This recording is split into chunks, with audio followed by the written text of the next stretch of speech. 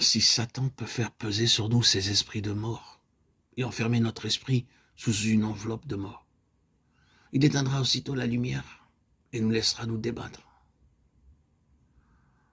Combien il nous est nécessaire d'être vivants pour Dieu en Jésus-Christ, combien il nous est nécessaire de nous saisir sans cesse de la vie. Si Satan arrive à ses fins, alors nous ne savons alors ni où nous sommes, ni ce que nous avons à faire. C'est le but de Satan. Il cherche toujours à nous amener là, et nous avons à livrer une bataille continuelle pour la vie. Tout ce qui doit accomplir le dessein de Dieu est lié à cette vie. Cette vie est potentiellement la somme de tout le dessein divin. De même que dans la semence, il y a la vie, non seulement de cette semence, mais d'un grand arbre, et que cette vie, une fois libérée, s'épanouira dans le développement parfait de ce grand arbre. Ainsi, dans la vie qui nous est donnée de notre enfance spirituelle à notre nouvelle naissance, se trouve toute la puissance de la pensée de Dieu, pleine et finale et consommée.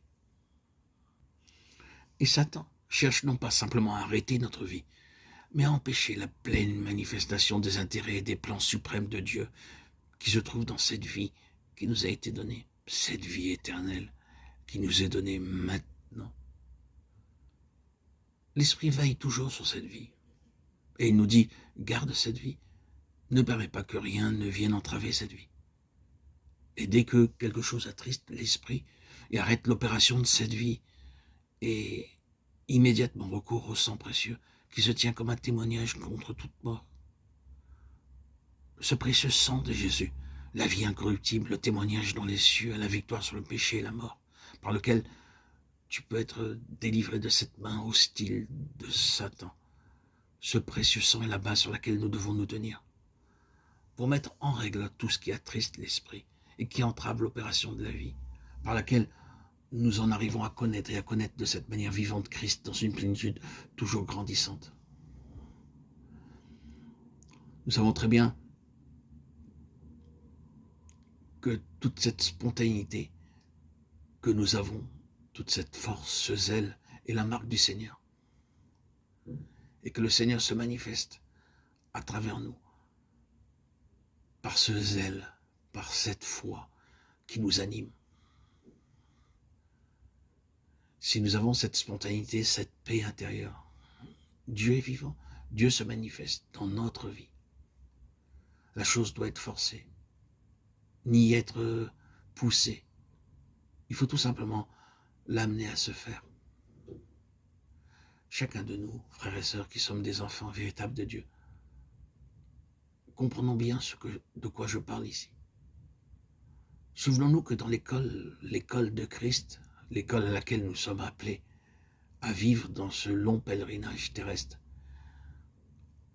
après notre nouvelle naissance, et que le moyen d'avancer et l'instrument de l'esprit pour nous enseigner Christ, c'est la vie. La marque d'un homme ou d'une femme gouverné par l'esprit, ou loin de l'esprit, c'est qu'il marche dans la vie et qu'il apporte la vie, et que tout ce qui vient d'eux signifie vie. Et ils savent par cette loi même de la vie où est le Seigneur, en quoi se trouve le Seigneur, ce que veut le Seigneur, ce que désire le Seigneur. C'est ainsi qu'ils connaissent. Ils n'entendent point de voix, ils n'ont point de vision objective, mais là, profondément dans leur esprit, c'est la vie qui est l'arbitre, l'esprit de vie. Christ, dans toute sa plénitude, toujours grandissante, foisonnante, féconde dans nos vies. Que le Seigneur nous aide à vivre cette vie merveilleuse à laquelle nous sommes tous et toutes appelés, frères et sœurs en Christ. Amen. Alléluia.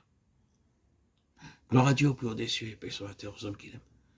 À toi, Seigneur, tout honneur et toute gloire pour les siècles des siècles.